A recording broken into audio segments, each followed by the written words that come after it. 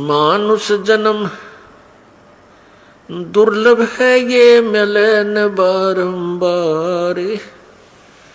जैसे तरवर से पत्ता टूटे गिरे वो बोहर न लगता डार।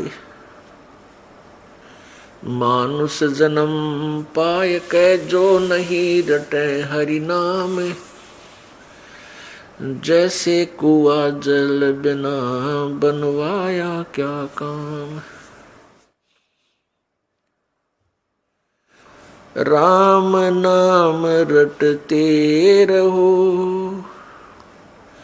राम नाम रटते रहो जब तक घट में प्राण। कब हो तो दीन दयाल के बिनक पड़ेगी कान।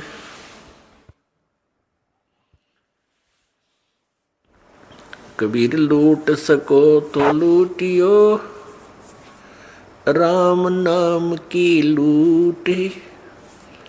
पीछे फिर पछताओगे प्राण जाएंगे छूट। नहीं भरोसा देह का ये विंस जावे छन माही। श्वास उश्वास में नाम जपो हो और यतन कछु नाही। कबीर श्वास उश्वास में नाम जपो व्यर्थ श्वास मत खो। न जाने इस श्वास को हो आवण हो के न हो। वो पृथ्वीपति चकवे गए जिनके चकर चलंत। रावण सरीखे कौन गिने ऐसे गए अनंत। वो मर्द गर्द में मिल गए रावण से रणधीर। कंस के सी चाणूर से वो हिरण्यकशिपु बलबीर। तेरी क्या बुनियाद है तू जीव जन्म धर लेत। गरीबदास हरि नाम बिना तेरा खाली रह जा खेत। सर्व सोने की लंका होती रावण से रणधीरम। एक पलक में राज विराजी वो जम के पड़े जंजीरम। परम पिता परमात्मा सर्व सृष्टि रचनहार कुल मालिक कबीर देव कबीर साहब अल्लाहु अकबर, ये वही परमात्मा है जिसने सर्व ब्रह्मांडों की रचना की है। उस परमेश्वर का नाम कबीर है जो उसी नाम से युक्त वो परमात्मा कलयुग में प्रकट होते हैं। वो परमात्मा काशी शहर भारतवर्ष की पवित्र धरातल पर धरती पर सन 1398 संवत 1455 को ज्येष्ठ सुदी पूर्णमासी के दिन सतलोक से चलकर आए, एक शिशु रूप धारण किया और काशी में बने एक लहर तारा नामक तालाब में विकसित कमल के फूल पर वो पूर्ण परमात्मा विराजमान हुए, एक बालक रूप धारण करके। उस परमेश्वर को एक नीरू नीमा नाम के जुलाहा पति पत्नी उस कमल के फूल से उठा ले गए। वो निसंतान थे। परमेश्वर ने एक मनुष्य की लीला की, एक जीवन, एक साधारण मनुष्य की तरह जीवन जी करके एक एग्जाम्पल कोड किया, हमारे लिए उदाहरण बनाया कि परमात्मा पाने के लिए ना जाति विशेष की आवश्यकता है और न ही घने सेठ की आवश्यकता है, न ही जंगल में जाके, वन में जाकर के, या गुफाओं में घुस के, या नंगा रह के, या दाढ़ी मूछ मुंडा के कोई साधना करने की आवश्यकता है। परमात्मा कैसे प्राप्त होता है, वो पूरा जो है परमात्मा ने पूर्ण रूप से सब क्रियाएं हमें प्रैक्टिकल करके दिखाया। परमात्मा ने हमें बताया कि परमेश्वर पाने के लिए, अपने आप को प्राप्त कराने के लिए, अपना आत्मा को प्राप्त कराना और परमात्मा के दर्शन, परमात्मा से लाभ लेना और दर्शन में बहुत अंतर होता है। अब परमेश्वर के बारे में क्या धारणाएं फैला रखी थी कि परमेश्वर परमात्मा निराकार है,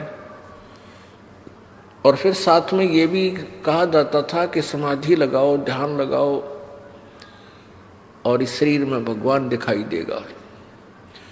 तो क्या देखते थे? कहते प्रकाश दिखाई देता है, यही प्रभु है।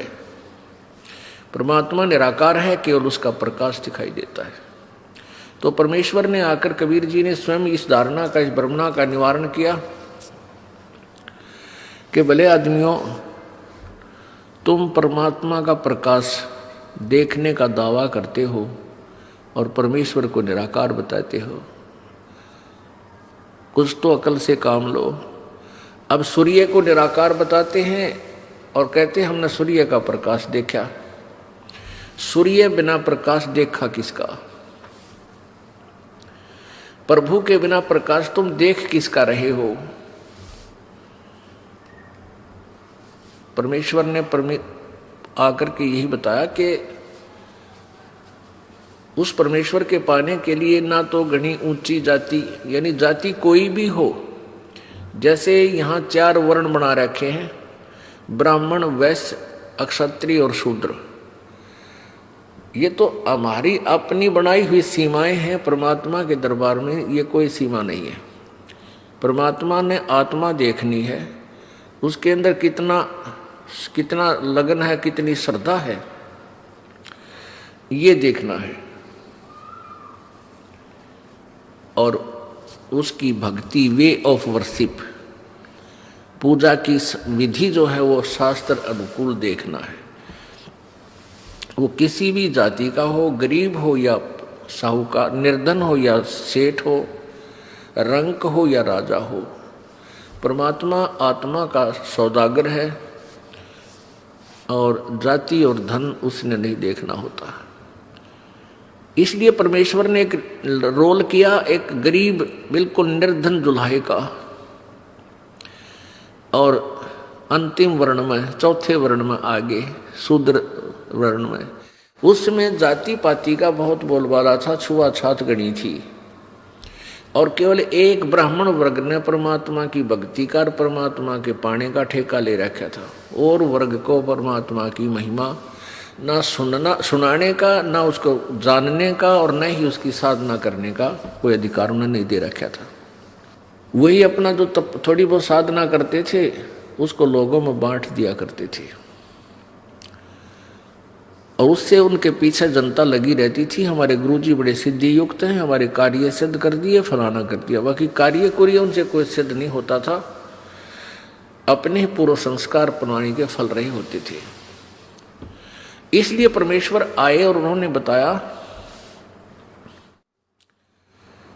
क्योंकि ब्राह्मण लोग बहुत अपने आप को सुपीरियर माना करते थे, तो परमात्मा कहते थे भाई ऊंचे कुल में भक्ति ना होवे, नीचा ही कुल दीजिए। ऊंचे कुल में ब्राह्मण थे, वो सारा दिन अटपट में लगे रहा करते, कैसे लोगों को मूर्ख बनाया जावे, कौन सी विधि अपनावा, इस चक्कर में, पेट भरने के चक्कर में ही वो सारा जीवन व्यर्थ कर देते थे। फिर क्या बताते हैं, तपिया ने तो जब तप की न्या, वो तो लो दिया नाल पति जय। ऊंचे कुल में दुर्योधन रावण ब्राह्मण कुल में था, दुर्योधन क्षत्रिय कुल में था। ऊंचे कुल में दुर्योधन रावण, और नीचे कुल में गणिका, और गणका बिलनी पार उतर गई, गर्भ करो मदन का। अपने आत्मा परमात्मा की महिमा से जब हम परिचित हो जाएंगे, तभी हम भक्त बनेंगे, तभी हम योगी होंगे, तभी हम स्थिर होकर के भक्ति कर सकेंगे। और स्थिर होंगे तभी हम पार होंगे। डगमग होने वाले को कितना ठिकाना नहीं। परमेश्वर कबीर जी ने अपना एक जीवन ऐसे ही व्यतीत किया जैसा कि आपने ऋग्वेद मंडल नंबर 1 सूक्त नंबर 31 के मंत्र नंबर 17 में पढ़ा कि वो परमात्मा कबीर, वो पूर्ण परमात्मा मनुष्यवत परमात्मा जो है वो परमेश्वर मनुष्य की तरह शरीर युक्त है और एक साधारण मनुष्य की तरह एक लीला